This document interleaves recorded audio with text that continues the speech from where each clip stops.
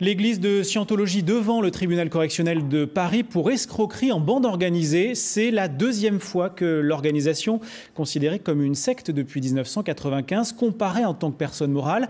On va retrouver tout de suite en direct Stéphanie Desjard. Bonjour Stéphanie. L'enjeu de ce procès est donc simple. Bonjour. En cas de condamnation, l'église de Scientologie risque tout simplement la dissolution. Et oui, c'est tout l'enjeu de ce procès, la dissolution des structures de la Scientologie en France. Et c'est la raison pour laquelle ces représentants évoquent une chasse aux sorcières quand la Scientologie est considérée comme une véritable église dans d'autres pays, comme c'est le cas aux États-Unis par exemple. Alors au cours de ce procès, pas question de savoir si la Scientologie est une secte ou pas, seules ses méthodes vont être passées au crible. À la barre, des plaignants vont venir évoquer leur parcours d'endoctrinement. Ils évoqueront surtout les sommes déboursées en cours, en livres, en médicaments et en matériel, des sommes qui se montent à plusieurs dizaines de milliers d'euros.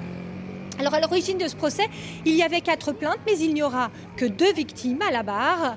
La Scientologie a préféré transiger et a trouvé un accord financier avec 2 d'entre elles.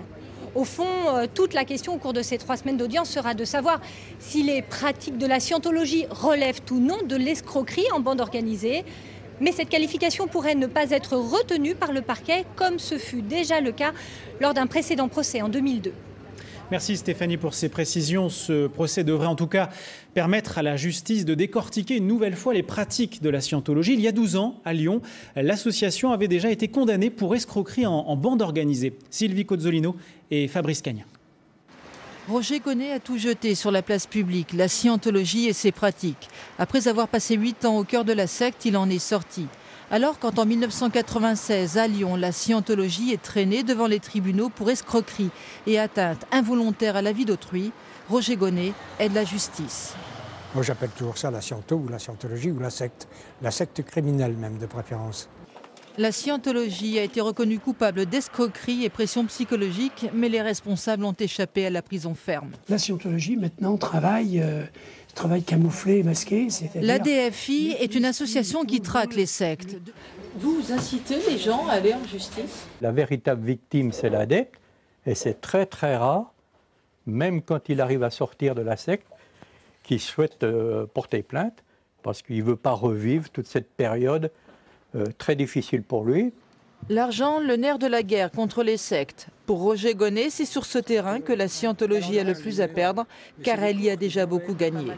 Vous soutiriez combien à chaque adepte? Il y a des gens qui ont versé des dizaines de milliers de francs, mais bon, c'était pas ce qu'il y a maintenant, où on atteint 300 000 euros par personne, voire plus. Nous avons poussé la porte de l'église de Scientologie à Lyon.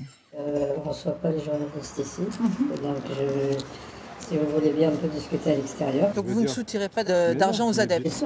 Non, mais ce que je veux dire, c'est qu'il y a des règlements qui font que si quelqu'un, par exemple, fait des actions, etc., et qu'un jour il demande le remboursement, il est remboursé. La Scientologie a peur de ce procès de lundi? Non, parce que les procès sont gagnés dans le monde. Si vraiment il y a eu la Scientologie a eu tort, avec toutes les attaques qu'il y a eu depuis des décennies, elle n'existera pas. Le procès qui s'ouvre à Paris devra prouver l'obsession de la Scientologie pour le rendement financier. Une condamnation pourrait encore nuire davantage à cette association qui a toujours eu pignon sur rue.